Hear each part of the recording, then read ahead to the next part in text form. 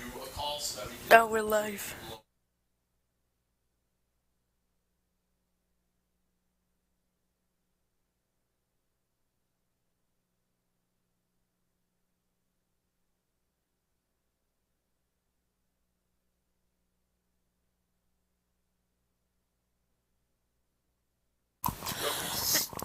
Okay, we're good.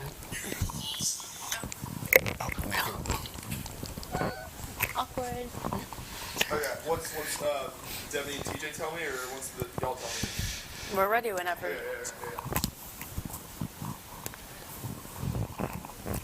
Okay. Debanny.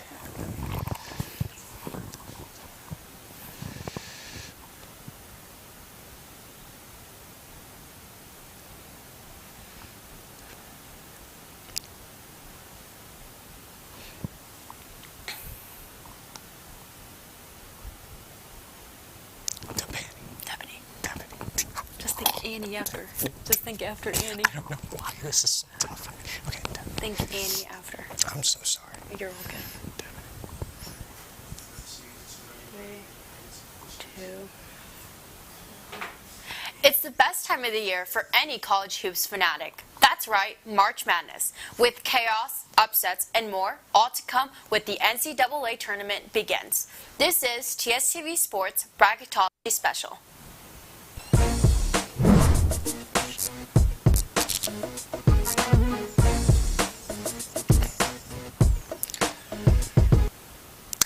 Good evening and welcome to College Pressbox first special Bracketology edition. This show today will be one for the books, that is for sure. I'm your host, CJ Krilowicz, and she's Debanny Cerda, and we have a great episode for you this Friday morning. But first, a quick reminder before we get started. We are sponsored by Cap Metro, Austin's very own regional public transportation provider, connecting you to work, school, play, and more. Find your ride at capmetro.com. Now, today's show is a special one as it's our bracketology show. This is how the show will be set up for today.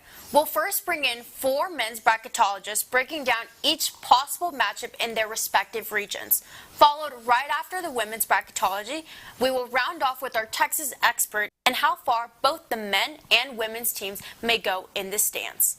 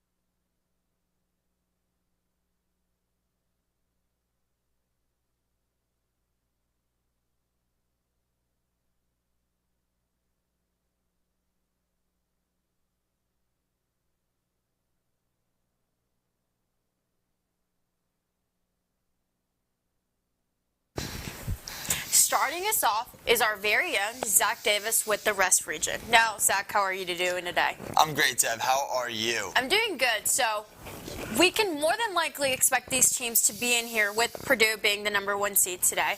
Now, Zach, take it away. Well, what you expect is what is true. The 1 seed coming out of the Midwest region is going to be the Boilermakers of Purdue. Purdue is tied for the most quad 1 wins in college basketball and deserve every ounce of this 1 seed. Additionally, their only losses this year are to quad 1 teams on the road. This team is hungry. They returned 4 of 5 starters from last year with arguably the best player in all of D1 in Zach Edey.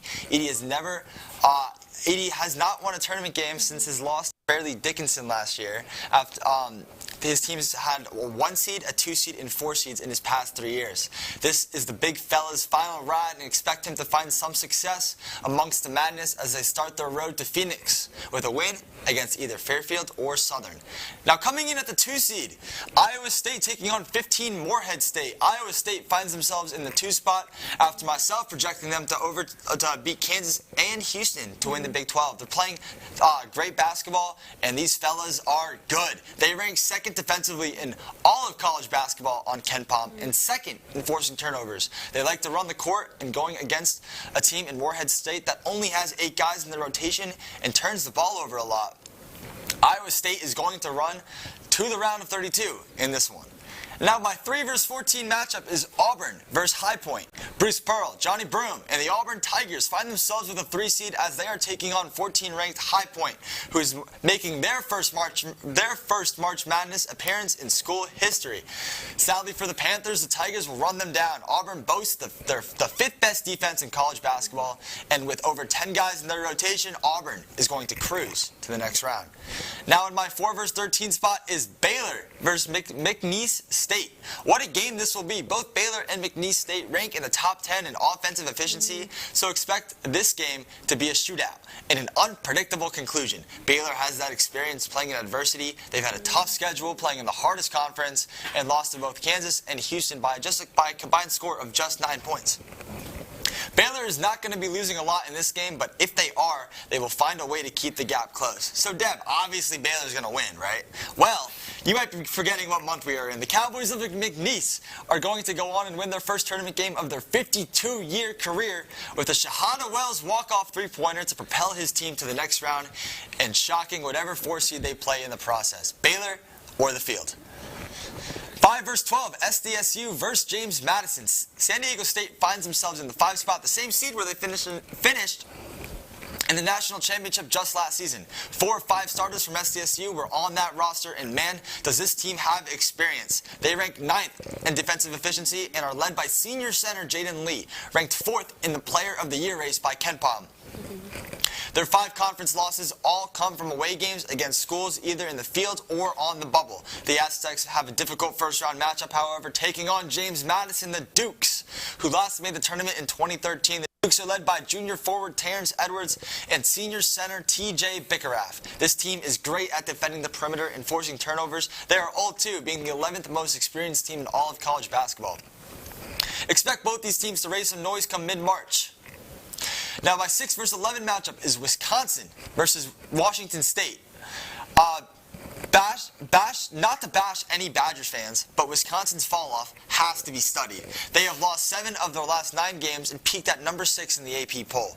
2 bad losses to Indiana and Michigan are also on that schedule. Wisconsin is great offensively as they rarely turn the ball over, but defensively, they are horrible on the perimeter and not great defending close to the rim. Washington State tells a different tale. They started this year off slow, but have recently been tearing up the Pac-12. They beat Arizona on the road, which, in my opinion, solidified them in the field. They are led by true freshman Miles Rice, and this team will be unpredictable later in March. If both Wisconsin and Washington State match up, this game could go in any direction.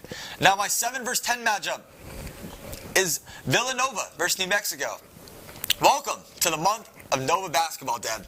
I know what you are thinking. Whoa, Zach, they are way too high. 7 seed is ridiculous. They're barely on the bubble. How could this be? Well, I'll tell you. Villanova had a rough start to begin Big East play, but since they have turned it around. Most recently beating Providence by double digits in the Friar Dome Stadium. This team has experience with 4 or 5 guys who get the most minutes being seniors. They are grimy. They play incredible defense, ranking 13th. They are also the best free throw shooting team in the country. Does this not sound like the perfect Cinderella script ready to be produced? They are seeded against New Mexico, who has had a rough 2024, losing 5 of their past 8 games. The Lobos also have experience, but they lack in height and depth. Let's hope New Mexico can turn their woes around, but for now, I think whoever matches up with them in the tournament will not have very many problems. Now, my 8 versus 9 seed is Mississippi State versus Texas Tech. Both Mississippi State and Texas Tech have earned their spot in the 8-9 game with multiple quad 1 wins so far this season. Where these teams differ is that Mississippi State is tremendous defensively, while Texas Tech is great on offense. For Tech, Darian Williams is one of the best shooters in the country, shooting 45% from behind the arc. Tech lacks depth, and because of this, it will be hard to win multiple games in the Madness. Mississippi State also doesn't play a lot of guys, but their guards are great at defending the arc. This is a matchup where an unstoppable force meets an immovable object, and any poker hand can be dealt in this one. Now, having Villanova is kind of as a Cinderella story, ruffling a little feathers here, considering the fact that you also have Baylor losing to McNeese. Here for the hot takes. Now, Purdue's the #1 seed in this supposable region. Now, will they have an easy route to the Final Four, or do we have a sleeper team that we kind of need to look out for, like Villanova? Yeah, that's a great question. We absolutely do. We actually have two sleeper teams. It's Villanova, and it's the Aztecs of San Diego State, who will, by the way, take down Purdue in the Sweet 16. The Aztecs of San Diego State, Cal Neptune shuts down all the doubters in the process. I'm telling you, Dad, the Wildcats are a March team. They've got 7 guys that shoot over 30% from deep and 6 guys that shoot over 80% from the free throw line. They play 9 guys and are incredibly experienced. Villanova will wear the slipper and punch their ticket to Phoenix come April. Very good, Zach. Now, considering you heard it here first, Villanova will be the Cinderella story according to Zach. Now, thank you so much for joining us. Now, moving over to our central location, we'll have Robert Gonsoulin join us now.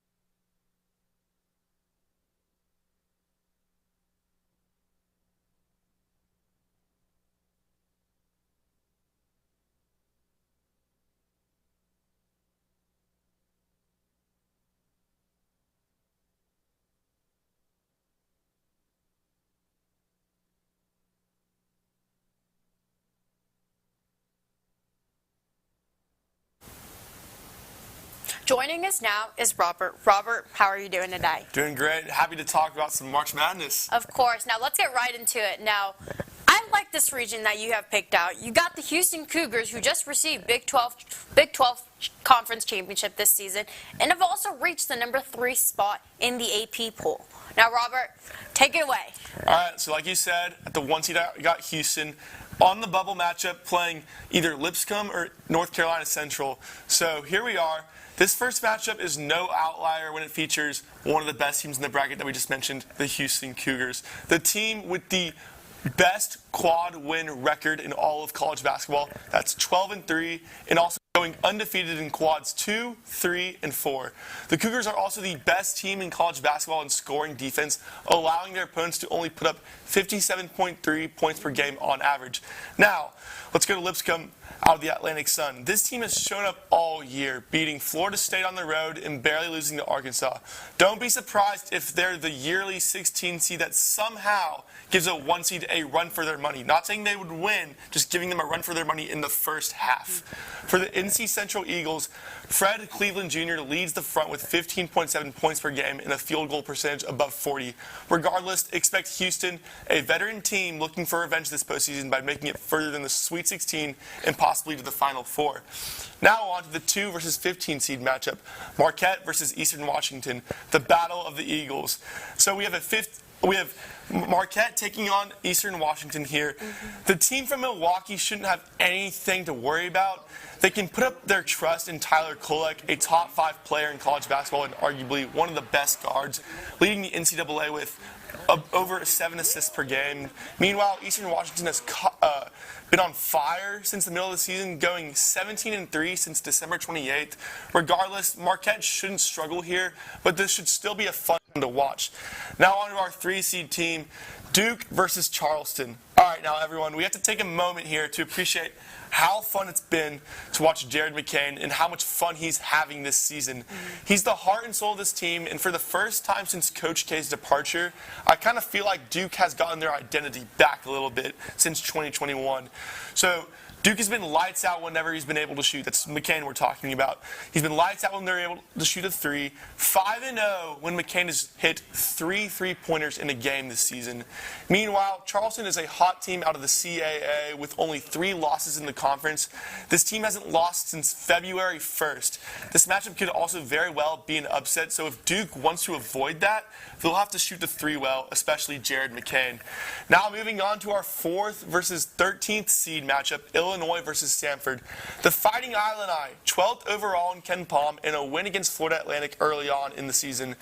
I don't like how they've played against other ranked opponents, though. They lost to Tennessee. They lost to Purdue twice. They play in a talented Big Ten conference, but they don't have the biggest strength of schedule either. However, Terrence Shannon Jr. is their guy. He scored double-digit figures in every game this season and can shoot the 3 well. So we'll see how they come to play when the big dance starts. Stanford, meanwhile, has dominated all season long, but it's also similar to Illinois in that they play in a pretty even conference. They split season series with Furman and Wofford, but they also scored less than half the points that Purdue scored on them when they played each other early on this year. It's tough to know now whether Stanford is a contender or a pretender for March Madness. I mean, we'll see. We'll have to see how they fare out in the Southern Tournament, but that's just about a week away, and we'll have to figure that out. Moving on to the 5 versus 12 seed, one of my favorite matchups in this region, Dayton versus Wake Forest. It's one of my favorites not only because of how elite these two programs have been in the past, but because of right now how evenly matched these two teams are. Deron Holmes from Dayton is averaging 20 a game and shooting 55%. Hunter Salas from Wake Forest also has extremely similar goal stats. If you got just take a look at the two in shooting. Wake Forest hasn't had many chances to prove themselves against ranked opponents this season, but when they've gone 1-3. I still really like their ability to find ways to score under the baskets, especially against tough defenses, as we see in this video here just a second ago. But as for Dayton, I love their ball movement. So overall, both play the fundamentals well and look like solid college basketball teams. This one is going to be close. Now on to our 6 versus 11 seed matchup, South Carolina versus Nevada. So Deb, it's not often we're talking about South Carolina basketball and referring to the men's team. We know how dominant this women's team is, but Michi Johnson is a solid player for the men's. He knows how to drive in for the layup and put the ball in the hoop. I also like Benjamin Bondsmans-Verdok from Belgium. He can shoot all day long for the Gamecocks, which has been a very powerful asset for them. Nevada's also a very crisp team, too, this year. They've only lost 6 games and have some good wins on their resume. Colorado State twice, who I also have later in this region, Utah State and San Diego State. They made the Final Four last year. This is a very physical team, which can definitely play to their advantage in a matchup where the other team is favored. Now, on to our 7 and 10 seed, Boise State in Oklahoma. Now, from the Mountain West, they're a very stacked conference this year. The Broncos have 5 quad 1 wins and 4 losses. They've definitely had their fair share of big games to show how good they truly are. But regardless of those outcomes, there are many players on this team that can shoot the three well. Against San Diego State, I saw that 8 different players made a three-pointer. And anytime you have a team that can do that, you know they can be super dangerous in March. Take UMBC and Fairleigh Dickinson, for example. They beat 1 seeds because they could not miss all game. I'm not calling Boise State a team of that caliber because they are much better than that. I'm just bringing up those 2 past games to prove a point that when you have that many players on a team who can shoot the ball well, your opponent better work as much as possible to limit open shots. They do have a big test tomorrow, though, as they will take on San Diego State, the Final Four team from last year. So we'll see how ready they are before the Mountain West tournament. Now, as for Oklahoma, they've had ups and downs this season, but you absolutely have to give them the benefit of the doubt of playing in the Big 12, the super tough conference of college basketball. Still, they've gone 1 for 7 against ranked Big 12 opponents this year, and they lost to a painful one to Texas, who's also one of the bottom Big 12 teams. They still have to play the Longhorns again tomorrow, so if you're OU, you hope this tough schedule is conditioning you for the big dance, but you also worry about the reality of if you're not beating all these Big 12 teams, how really ready are you? That Texas matchup tomorrow is a huge one in dictating what their narrative will be for them. Now, onto our final matchup in this region, Northwestern taking on Colorado State. For my final matchup, this is a Big 10 school taking on another Mountain West school. Like I mentioned before, the Big Ten is a very solid conference. They've lost a couple against ranked opponents, but have kept it close against some of the giants like Purdue, even beating them early on this season. They're led by Boo Buie, who leads the Wildcats in points and assists. I don't like how they can win some of these big games, though, and then go ahead and lose the next one, like beating Purdue and then losing 2 games later to Chicago State. That very well proves why they deserve to be an 8 seed. You just never know who's going to win these games, and sometimes that's been the case with Northwestern's season. I mean, matching them up with Colorado State is an impressive matchup, I would say. Colorado State, they have Isaiah Stevens. He's leading in all categories right now for the Rams. But they're kind of going on a cold streak. Even though they beat Wyoming last Saturday, they lost 3 games in a row right before that. But like I said, it's about the conference you play in that prepares you for March, and they play in a tough conference. Win this one, and they could very well run into a familiar Nevada and Boise State team down the road. Now, preparing you for a big conference, like you said, that you have to be able to prepare, it's something really good, which is so true.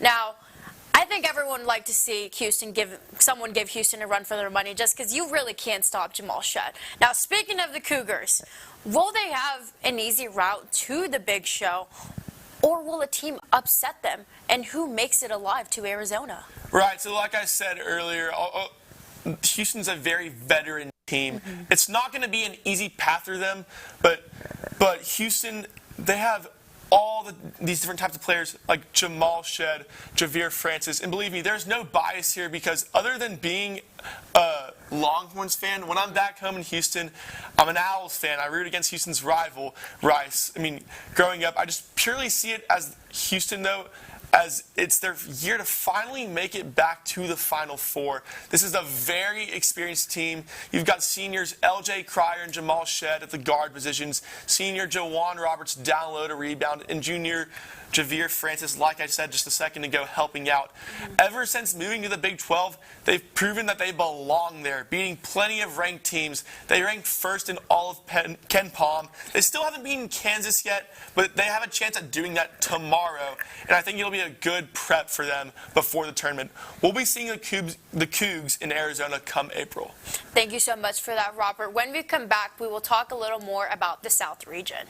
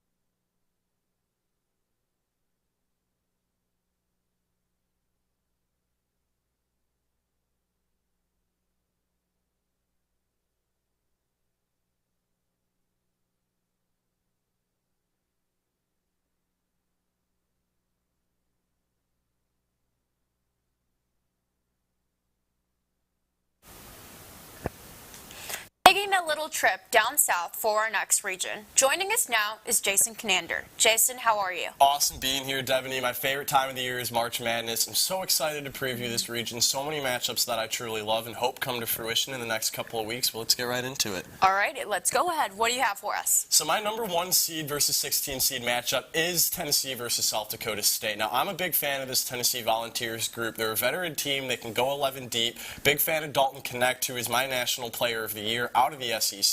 So I'm a big fan of him. I think South Dakota State can maybe keep this close. Zeke Mayo is a superstar in his own right at the guard position, but I think that this will end up being a pretty easy game for the Volunteers. Give me Tennessee. In my 2-15 matchup, I have Arizona against Youngstown State. Arizona has lost in the NCAA tournament before the second weekend, back-to-back years under Tommy Lloyd. Not a great streak to form. Now, I think that Arizona will be able to get past Youngstown State in the first round here. I like the Wildcats. I have Caleb Love, Pella Larson, a bunch of other veteran pieces, but look at Kylan Boswell, the sophomore guard. He is my X factor to watch for the Wildcats. My 3 seed versus 14 seed matchup, a true national champion sleeper in the Creighton Blue Jays. I think that this team has the best starting 5 in the country. I love Ryan Kalkbrenner at the 5. Baylor Shireman is my most exciting player to watch, and Stephen Ashworth, the 4th-year point guard, the transfer out of Utah State, is a player who's been there before. He's a great leader. He's an efficient basketball player. He is the player that you want with the ball in his hands down the stretch. Now, for Akron, they have Enrique Freeman, the all-world center, who led the MAC in scoring and in rebounding this year, the MAC Player of the Year.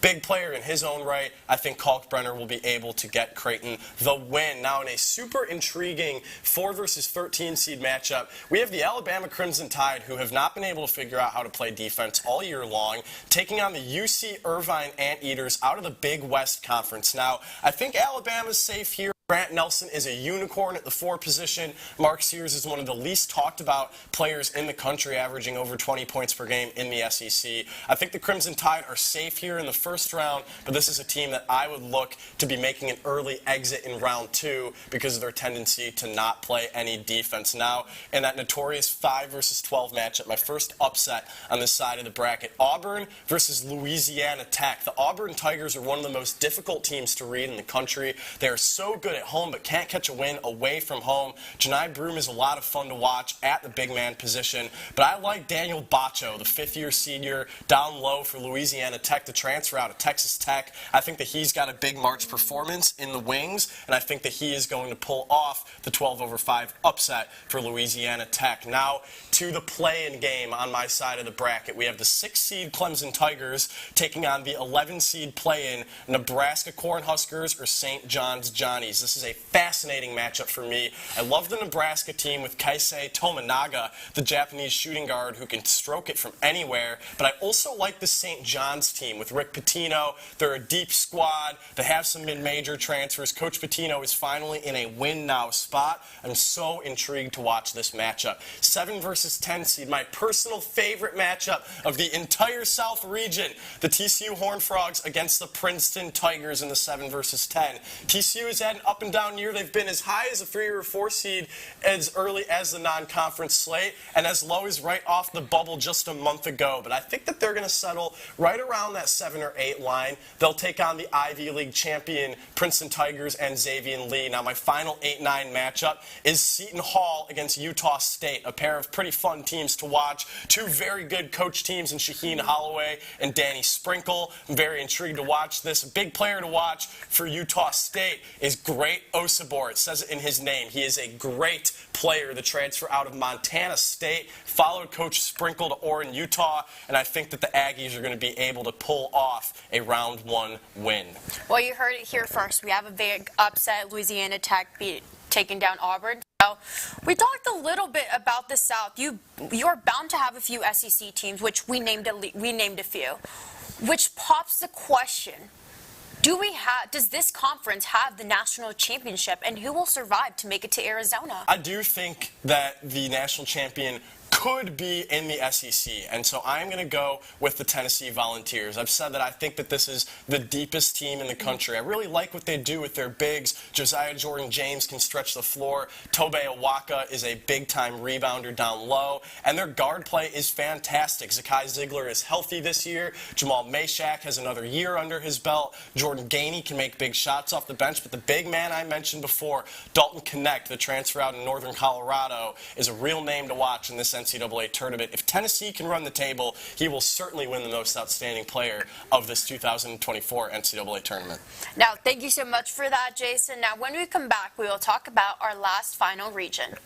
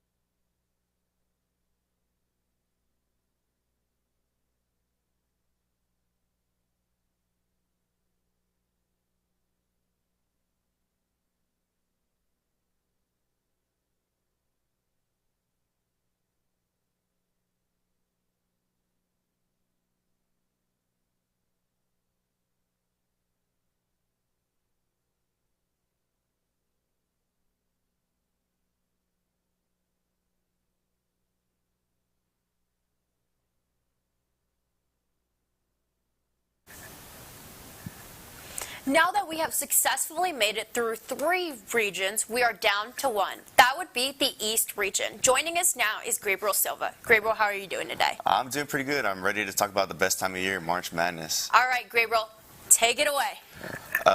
We're going to go ahead and jump right into it. My 1 versus 16 matchup is going to be between UConn, who won their first outright regular season Big East tournament title since 1999, after a dominant regular season thanks to a well-rounded play from quite literally everybody on the team. A late slip-up against Creighton might have cost them the #1 overall seed in the tournament, but their play has been rewarded with the 1 seed in their side of the bracket. Their first-round matchup would be against the 16th-seeded Merrimack Warriors, who have a 20-11 record and are tied for first in the Northeast Conference right now. UConn has been rolling throughout the season, and I think that trend will continue into the tournament, as they will try to make their way back to the top of college basketball. My next matchup is a 2 versus 15 seed, North Carolina versus Colgate. In my opinion, the Tar Heels could be the 2 seed. UNC is currently in first place in the ACC, but has a monumental matchup against Duke to end the regular season that could determine who wins the ACC. If the Tar Heels can pull off a win, I could see them locked in as a 2 seed in the tournament. Armando Bacot and RJ Davis will both look to continue their excellent regular season with a monster March. I think that the Heels will go against the 15-seeded Colgate. The Raiders currently have a 23-9 record and have won the Patriot Conference regular season title. Over the last 3 years, a 15 seed has upset a 2 seed, but I don't think it's going to happen in this matchup. Colgate has had a great season, but the Tar Heels have been heating up at the right time as we head into the tournament. The 3 versus 14 seed matchup that I envision is Kansas versus Oakland. Kansas might be reaching their full potential, and their lineup is looking healthier than ever, even though they struggled in the gauntlet of Big 12 conference play. Kevin McCullough Jr. and Hunter Dickinson have the potential to carry this Jayhawk team far into March, along with help from KJ Adams Jr. McCullough also just came back from injury that had him sidelined for a good portion of conference play. Oakland, on the other hand, has been a solid team and currently has a 21-11 record and are first in the Horizon Conference. They are led by multiple double-digit scorers, but the healthy Jayhawks might be too much for the Grizzlies to handle and possibly a team to watch out for in the tournament. In the 4 versus 13 matchup, I have the Kentucky Wildcats taking on the Vermont Catamounts. Last year, we saw an amazing 13 seed over 4 seed upset with Furman defeating Virginia at the buzzer. I think the Wildcats will be too much for Vermont to handle in this matchup and a force to be reckoned with in the tournament.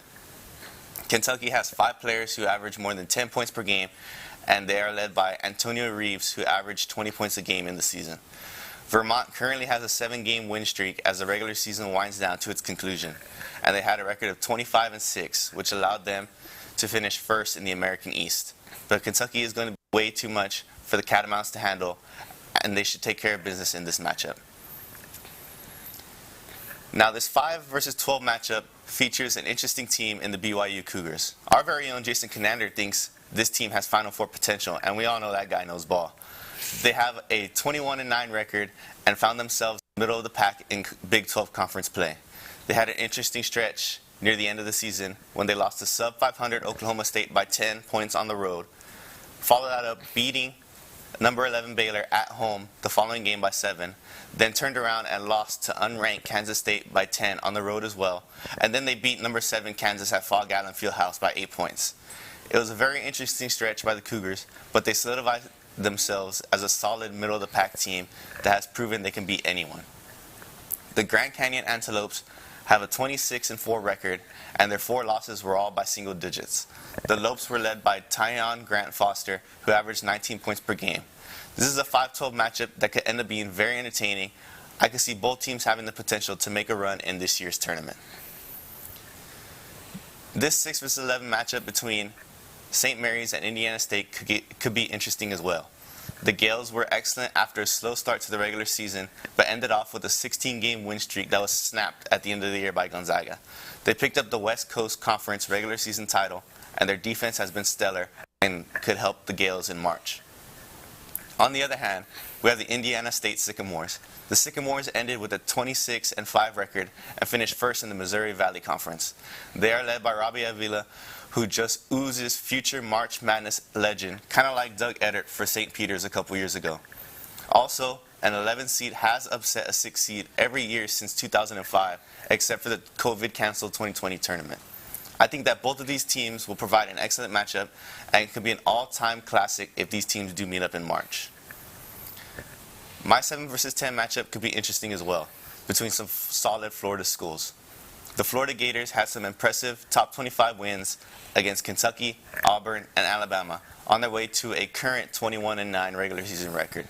They are led by backcourt duo Walter Clayton Jr. and Zion Pullman and have been a solid overall team throughout the year. On the other side, we have the Florida Atlantic Owls, who are looking to recapture their magic from a season ago that ended on a buzzer beater to the San Diego State Aztecs in the Final Four. FAU finished second in the American Conference and have a 23-7 record overall. John L. Davis has been leading the charge for the Owls by averaging 18 points per game. Both of these teams have the potential to make a run, but one of them, unfortunately, is going to have to lose this one. My final matchup, my 8-9 matchup, is going to be between the Texas Longhorns and the Michigan State Spartans. The Longhorns have had trouble staying consistent throughout the year, but they did pick up some massive wins against Baylor, Oklahoma, and TCU. Texas probably had to go through one of the toughest schedules in the nation. They started off against teams like UConn and Marquette, and then had to go through a gauntlet of a conference schedule.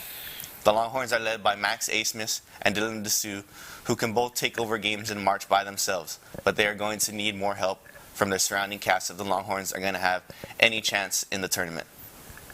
On the flip side, Michigan State has been stuck in limbo, it seems. They have hovered around 500 in conference play, and they currently have an 18-12 record. They picked up some good ranked wins against Baylor and Illinois and were competitive in their other games against ranked opponents. March can be daunting for both of these teams, but they both have the ability to make a run if things can click. Now, we talked about a lot of Big 12 teams here. You know, competing in the Big 12 is a little tough. And talking about the BYU team specifically, you know, going into Allen House and being able to beat Kansas surely adds a little bit to your resume. But sometimes BYU just plays like BYU, and our Tyler Moss knows a little too much about that. Now, with this being such a stacked region, including UConn and Florida Atlantic, who both made the Final Four last year, who would be your pick to make it back to make the trip back? I think I'm going to go with the same answer for this one. I'm going to pick UConn to win this region over the Kansas Jayhawks. After dominating the tournament all last year, UConn has looked like one of the more complete teams all season long during their quest to repeat as champions. I can see them making quick work again on their way to the region final, where I see them meeting with the Jayhawks. I see Kevin McCullough Jr. and Hunter Dickinson becoming March Madness legends as they take over some games to will the Jayhawks to some gritty wins as the tournament goes on. Kansas had a rocky road in the Big 12, but now that they are starting to get fully healthy at the right time, the Jayhawks could see themselves in the Elite Eight. UConn, though, might be too much for Kansas to handle, and they will make it to the Final Four yet again as they look to repeat.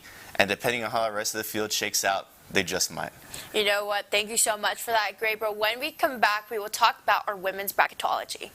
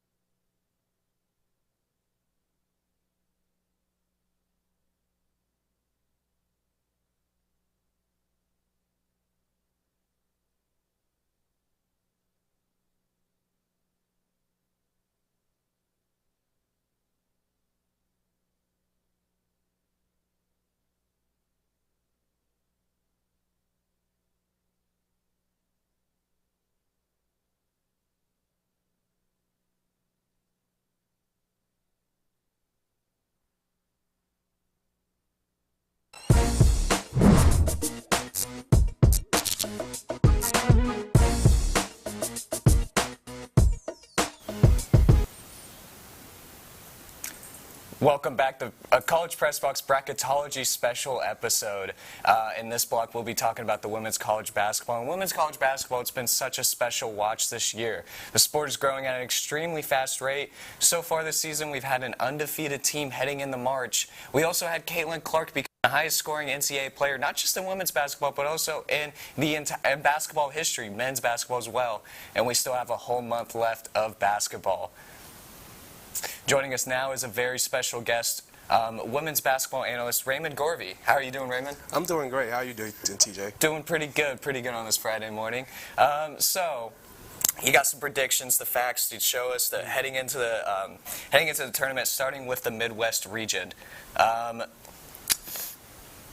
Just tell us, who do you think is going to come out of the Midwest region right now? So let's just start off with a little insight on the number one seed going into the number one overall seed going into the whole tournament, South Carolina. South Carolina is the best team in the nation. And like I said, they are the overall number one seed throughout the whole tournament. But the fact that they have 5 new starters this year really impressed me most this season. They're led by 6'7" center Camila Carcedo, but the person who makes it all happen is the best coach in the nation, not only in women's basketball, but in the men's basketball side too, Dawn Staley. And the Hall of Famer this season is really looking at winning her 3rd straight Coach of the Year award. And in my opinion, this season she has done her best job over her whole career. And then moving on to the number 2 seed, I have USC. USC is the number 5 ranked team in the nation, and it's led by freshman point guard Juju Watkins. Watkins is the number 2 leading scorer in the whole nation. and led the Trojans to a 23-5 record and posted a 13-5 record in conference play, and are coming off a 70-55 win over Arizona State. The thing is to watch out for is how Juju gets her teammates involved as they go through the Pac-12 tournament and going into the tournament, as she's only averaging 3.5 assists a game. If she can get that number to 5 while also shooting better than 41% from the field, then USC will be less one-dimensional. And then going to the third seed, I have UConn. We all know the history of UConn and the program, and you can never doubt the Lady Huskies. As they are riding the play of All-Americans Paige Buckers and Aaliyah Edwards, the Huskies went undefeated in conference play after finishing the season with a road win versus Providence. UConn won their last 4 games by average margin of 25 points, with one of those wins being a 20-point win against the 21-ranked team Creighton. This also marks the return of a healthy Paige Buckers to the NCAA tournament, as we last saw her play in the Big Dance in 2022. A healthy Paige Buckers in March is very dangerous. It's very dangerous. And then going into the 4th seed, I have Notre Dame. Notre Dame is coming off a 3rd-place finish in a loaded ACC conference that had 5 teams ranked in the final top 25 rankings. Notre Dame is led by one of the best true freshmen in the nation, Hannah Hidalgo, and it's my pick to win the ACC tournament after having an impressive finish to the season with a 74-58 home win over 24th-ranked Louisville and a 71-58 home win against 11th-ranked Virginia Tech. The backcourt duo Hannah Hidalgo and Sonia Creighton can't help to think that Notre Dame is the best, most well-rounded ACC team. All right, some interesting picks right there. Now, can you tell us who's going to be the top 4 seeds in the West region right now? So, started off with the number 1 seed, UCLA, in the West region. Might be one of the most well-balanced teams in this region, with 4 out of 5 starters averaging 10-plus points. They are also led by Lauren Bates, who also leads the team in points, rebounds, and blocks. And UCLA is on a roll as they're currently on a 5-game winning streak with wins over Utah and Colorado, both teams in the top 25. UCLA finished second in a very competitive conference that has 6 teams ranked in the top 25. So they are well battle-tested heading into this tournament. And when you're about to play games where every opponent is a really good opponent, that's very important. And then going into the number 2 seed, I have Iowa. Iowa is one of those outlier teams that should be a number 1 seed, but with the play of Ohio State winning the Big Ten, I expect them to be a number 1 seed, with Iowa dropping to number 2. But we all know the best player in all college basketball resides in Iowa City, Iowa. That's Caitlin Clark, the best player in the whole tournament, and I expect her to play like it. Iowa this year has had coming off a win versus the Big Ten Conference champion Ohio State to finish the season in conference play. And one thing Iowa must improve on heading into the tournament is their defense. They're giving up 71 points a game. Although they're averaging 80 points a game, going into the tournament, you need to get that number down. And then going into my 3rd seed, I have Oregon State. Oregon State is also very battle-tested as they're coming out of that loaded Pac-12 conference, beating number 7 UCLA back in mid-February, and Reagan Beers, one of the best bigs in all of women's college basketball. The 6'4" sophomore forward is averaging a double-double with a team leading 17 points a game and 10.5 rebounds a game. She also leads the team in steals and blocks. If Oregon State is going to make it out the region, they have to going to lean on her to play well as sophomore forward as well as sophomore forward to Gardner. And then the 4th seed, now with Gonzaga, it's no surprise that they won their conference again. And going undefeated in any conference is an amazing feat, but I can't ignore the fact that they're not truly battle-tested. As much as the other teams in this region, but they do have a win over the number 2 ranked team in the whole nation, Stanford, although that was early in the season. Stanford's not the same team. They also played way better after that loss, so back in December. But Gonzaga is led by senior forward Yami Ejim, who is leading the team in 4 out of the 5 major categories. But their entire starting lineup is averaging 10-plus points per game. If Gonzaga is going to make a deep run in this tournament, they're going to need some more production from their bench, because their bench combined is only averaging 20 points a game, and that's not going to cut it in March. Yeah, I mean, that Western Conference right there is very stacked. You would think Iowa would be that number 1 seed. I don't think many people would be surprised to see UCLA as that number 1 seed, though. Interesting to see, interesting to see all that. But of course, anything can happen in March, which brings me to this. What 2 teams are going to be heading into the Final Four in these regions? So let's start with the first region. We have teams like South Carolina. Let's cut to the clear. It's South Carolina. South Carolina is the overall best team in the whole country, and I actually predict them to win the whole tournament for obvious reasons, because they have one thing that other people don't. That's Don Staley, the best coach in all of college basketball. And then going into the other region, I have Iowa coming out of that region. Caitlin Clark is the best player in the tournament. But a sleeper team to watch out for is Oregon State. Those teams in that region, those top four, they really do not have an answer for Reagan Beers, and she's the best post-up big probably in the whole nation. All right, well, you got Iowa coming out of the West, and then the Midwest you got South Carolina coming out. All right, so very interesting answers from Raymond. We appreciate your analysis today with women's college basketball. Now let's head over to the other two regions with Giorgy Ruiz.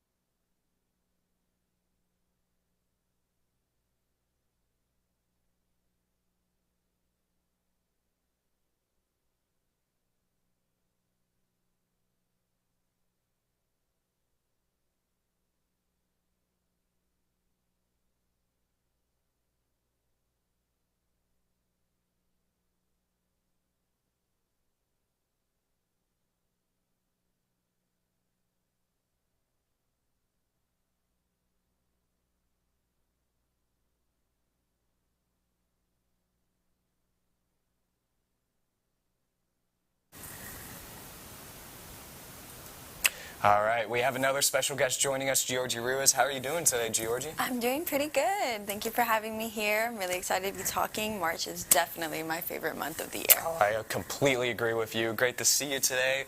So what do you have for us this morning, Giorgy? I believe that you're going to be doing the East and South regions for us today. Oh, definitely. But something I'd like to do, I like to approach these situations by stats, and there's a lot that we should take into account. So my opinions are based on stats and reports. So for my top seed in the East region, Stanford has been nothing short of remarkable, boasting an impressive record of 27-4, and their victories include notable triumphs over tough opponents such as the UCLA, Indiana, Duke, and Utah.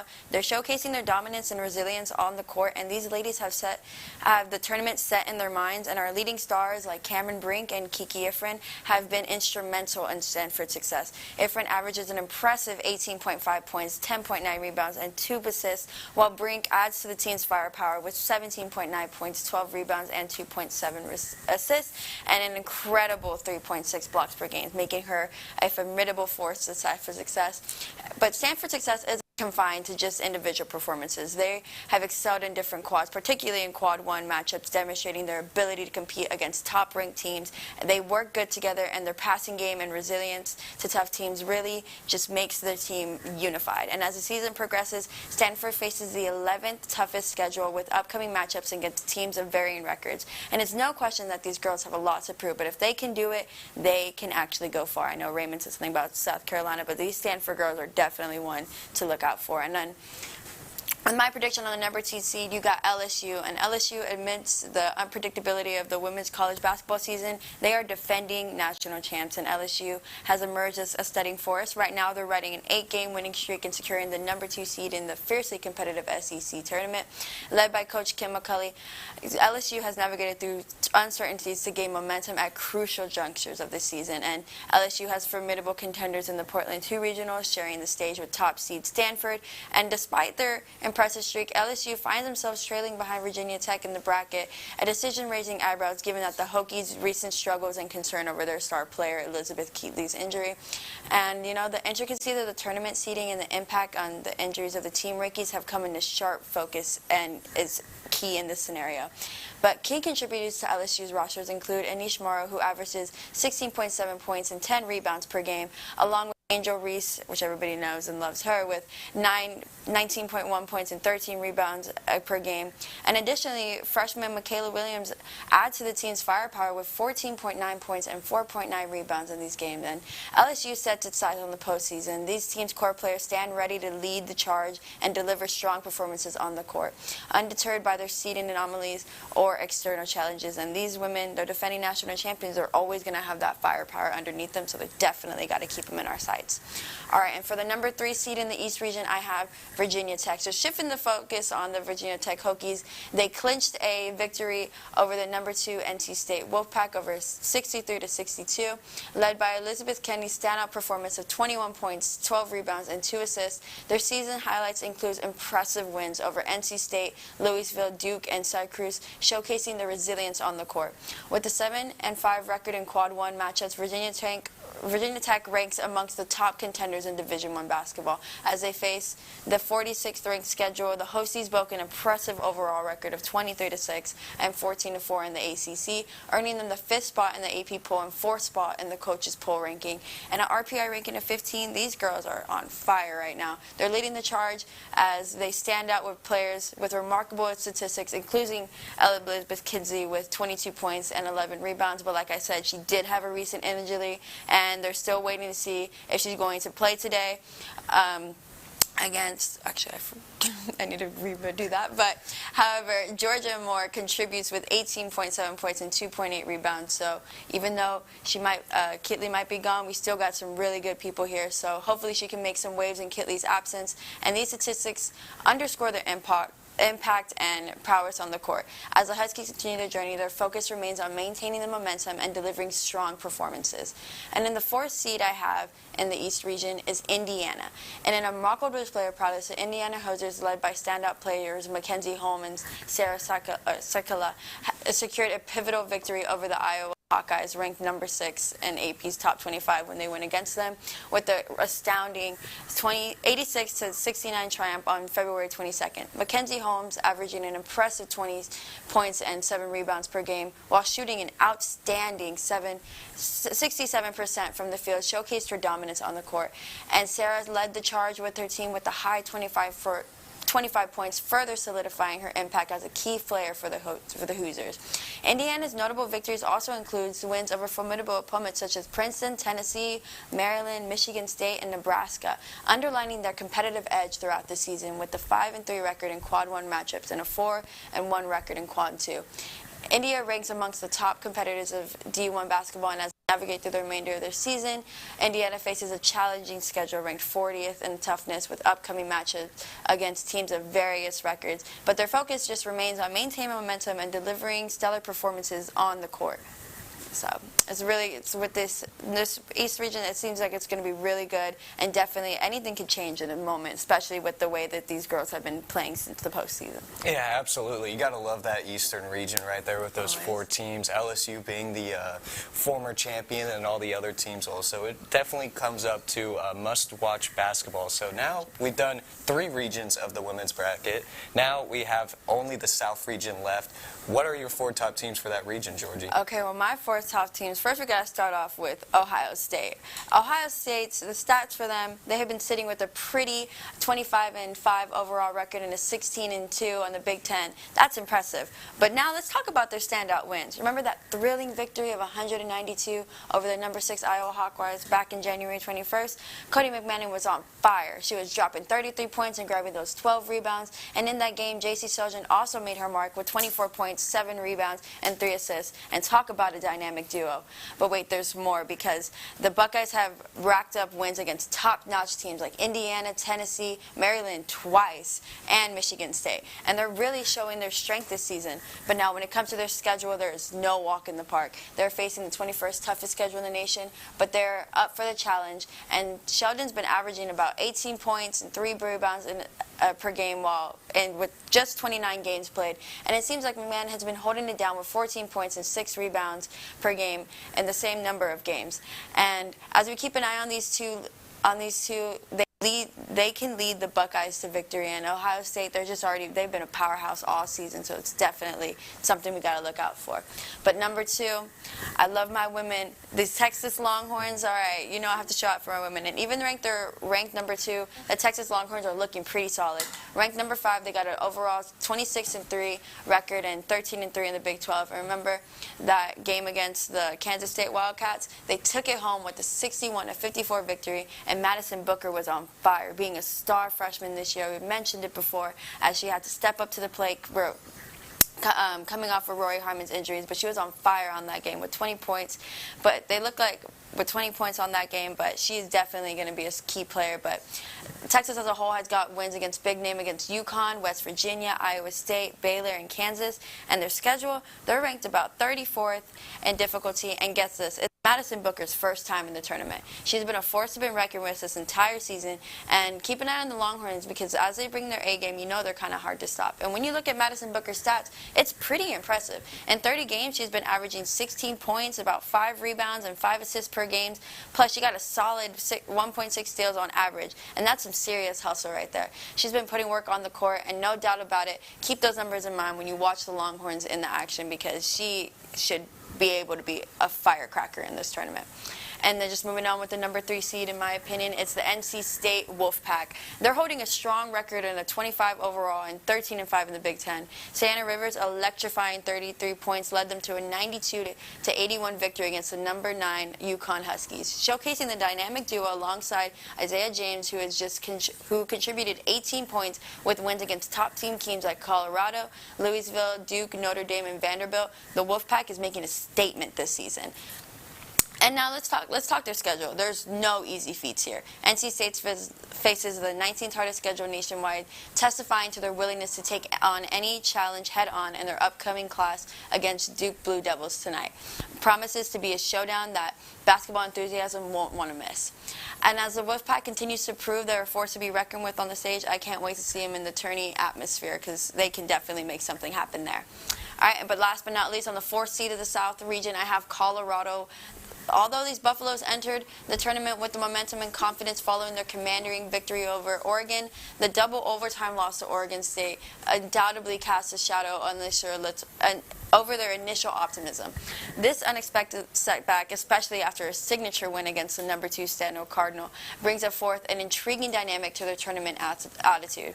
The Buffaloes, led by Jalen Sherrod, Antoinette Vega, Quay Miller, and Freya Foreman, now face the challenge of bouncing back from this defeat. This loss, although disappointing, can serve as a crucial lesson and fuel their determination to overcome these obstacles and prove their resilience in the tournament setting. Their competitive edge and ability to secure victories against highly ranked teams earlier in the season indicate that the Buffaloes are capable of rising to the occasion. This is a tough loss that they had to go through, but looking back to their whole season, this can fuel them with the relentless for the pursuit to success to move forward into the tournament. And the Buffaloes, undaunted by the setback, are poised to challenge their frustration in a greater focus, determination, and unity on the court as they strive to make a statement in the tournament. Well, I definitely agree with you at Ohio State being at that number 1 seed, but you gotta love Texas at that number 2 seed, being led by a true freshman in Madison Booker. That's going to be very interesting to see how she responds to that March pressure. Definitely. And also, as always, you just can't really, just like how Raymond said last block, that all these Pac-12 teams, they're all very battle-tested. You can't really count them out as well. Definitely. So I'm going to ask the same question as I did ask Raymond, though. What team from each region will make it out on top and advance to the Final Four in these South and East regions? Honestly, with the East, first we're starting off with the East region. LSU, even though I put them at the number 2, they are defending national championships, so they can really make something happen. When Angel Reese gets in her thing, then it really kind of goes to it. But with the East region, I honestly kind of have to have Stanford winning it all, just because, their resilience and just the way they've been playing this game. But with the South region, Ohio State seems like they have their affairs in order.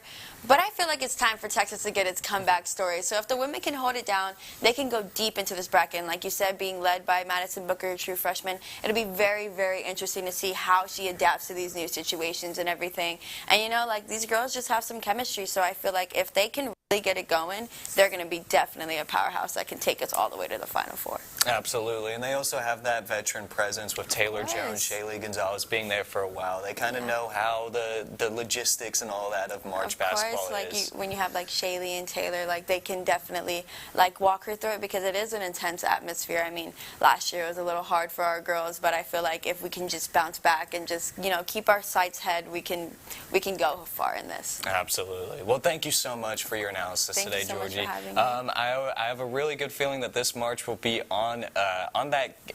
will be one that gets looked back on from years to come, and I'm excited to see which one of these teams will host the trophy.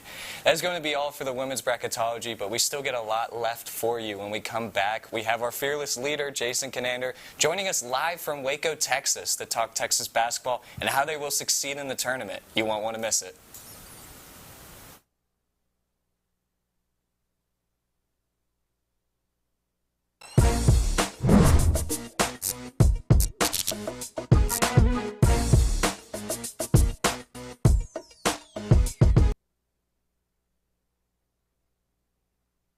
Texas men's basketball would lead here in Waco in the first half until it let it get slip away during the second half. Now, Jason, what happened? Well, Debanny, it was an ugly finish to this game for Texas, a game that they led by 15 in the first half. Max Asmus had his highest scoring game in a Texas uniform, and it just wasn't enough. The sloppy play in the second half for Texas was brutal. It's simply put, the reason why they lost this game. Some of the dirty, pointless fouls in the second half, some of the poor shooting, missing open shots, and then having their veterans Asmus and Dessou and Caden Shedrick fall out of rhythm in the second half was just a recipe for disaster for the Longhorns. They dropped this one. They led the entire way until there were 5 minutes remaining. Baylor stretched it out to a double-digit lead. Texas could not come back in this one. They have one more game in the regular season, but plenty of questions that need to be answered before then. Most importantly, the status of Dylan Dessou, Texas's second leading scorer. The fifth-year senior was carried off the court after a non-contact injury in this one. It's called a left knee sprain via ESPN's Chris Budden. He was ruled out of the game after sustaining that injury early in the second half. Now, Dessou's status is going to be crucial for Texas. Without Dylan Dessou, this is a much thinner Texas team, and it's a Texas team whose ceiling is significantly different. So a lot happened for Texas down the stretch. There are plenty of different reasons why they lost the game, but to put it simply, they didn't play their best basketball in the second half. Arguably their best player went down suddenly, and they were in foul trouble, so their other best players weren't able to be on the court. Debanny, like I said, it was a recipe for disaster for Texas in the second half of this game in Baylor. I think we speak for almost everyone when we were watching this game that it was just absolute disaster watching this happen.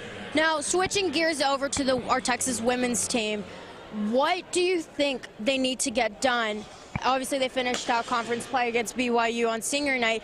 What do they need to do going into the Big 12? What can we expect from them? Well, as the number 2 seed, coming up just short from that elusive conference championship, Texas is going to feel like they have a lot to prove in Kansas City later this week. The Longhorns are a likely 2 seed in the NCAA tournament no matter what happens for them, so at least they can relax knowing they can lose a game in Kansas City and it won't be panic. It probably won't affect their seeding too much. Now, there's a lot to gain for Vic Schaefer's group next week. The Longhorns, with a Big 12 tournament win, can be as high as a 1 seed in the NCAA tournament. Obviously, they're a lock to host their own regional. That's a good sign for the Texas squad. But the Longhorns are in excellent shape. They won their senior night against BYU. They should have won the Big 12 in the regular season. Honestly, it's shocking. In a league with just 4 ranked teams, Texas is ranked 6th in this week's iteration of the AP poll. The second highest ranked team is OU, ranked 16th, and they won the conference championship over Texas. So Vic Schaefer's group is going to be out for blood next week in Kansas City. They're going to be excited. They have a lot to prove, but sky is the limit for these girls. They seriously have a national championship caliber roster, especially with the way that freshman Madison Booker is playing, senior Taylor Jones, Shea Holly has impacted the ball on both ends of the court, and so Texas is playing its best basketball at the right time of the season, and with favorable seeding and the favorable side of the bracket in just a couple of weeks during that reveal, Texas very well could make its first Final Four under Coach Schaefer. You know, I I think these women definitely have showed up, and especially without having their star player, Rory Harmon, just go out on an ACL tear. And these girls, you can tell that they've really stepped it up. Now, switching gears over a little bit, let's talk about the bigger picture, the real reason why everyone loves March. Now, the NCAA tournament is right around the corner. We saw the men's basketball team go to the Elite Eight last year under Rodney Terry. Now, what can we expect, and how far a deep run do you see both these men and the women's team make it? So I'll start with the women, having just talked about them. I really do think that their ceiling is making or winning the national championship game, but I'm going to say that they'll make the Elite Eight. I just don't know who the 1 seed is going to be in their region. If they were to face Tara Vanderveer's Stanford group, I do think that Texas would be on the short end of that matchup with Cameron Brink down low, just not really having the personnel to deal with that Stanford team. So I'm going to go with the Elite Eight for the women with an NCAA championship ceiling, given their seeding working out well at next week's selection show. Now, for the men, I think they have a little bit more of a clear range for where their season will end. Either the first round, the second round, or a miracle Sweet 16 berth. They do have the roster for a Sweet 16 team, but we haven't seen them put it all together for 3 consecutive games, which is what Texas will need to do to make their second consecutive Sweet 16 under Rodney Terry. So I'm going to go with the second round of the tournament being where this Texas men's team finishes its season. I think that they're talented enough to be guaranteed to win a game in the first round of the tournament, especially if they're an 8 seed or a 7 seed facing off against a less talented, high major opponent, the type of team that Texas has looked really good against this year. Now, if they were to make it to the second round as the 8 or a 9 seed, they'd likely be facing a 1 seed, and we haven't seen Texas beat a quality of team close to the 1 seed this season. So I'd say the journey would end there for the Longhorns, but as last season's Elite 8 run showed us with this group, really anything can happen. That's what you said everybody loves about March. And so that's it for me today. I hope that you've enjoyed our Bracketology show from the TSTV studio. It's been a pleasure being along with y'all. For Debanny, Cerda, I'm Jason Kinander on behalf of Texas Student Television Sports, live from Foster Pavilion in Waco, Texas. We talked a whole lot of hoops today, but considering it's March, it only seemed fitting. And that'll do it for this year's TSTV Sports Bracketology special. Thank you to everyone for tuning in, and thank you to everyone in our back room, including our executive producer, Jason Kinander. As this show is not possible without the hard work put in behind the scenes week in and week out. Alrighty, and this is our last episode before spring break here at TSTV Sports, but don't forget to tune in to our other shows when we come back the following week, like College Crossfire on Wednesday at 9 and Want to Know Sports on Friday at 10. We'll also have Pressbox resuming back to the normal schedule at Tuesdays at 7. And that's it for me. I'm TJ Krilowicz. She's Debanny Cerda. And from TSTV Sports, have a great day, have a great weekend, and have a great spring break.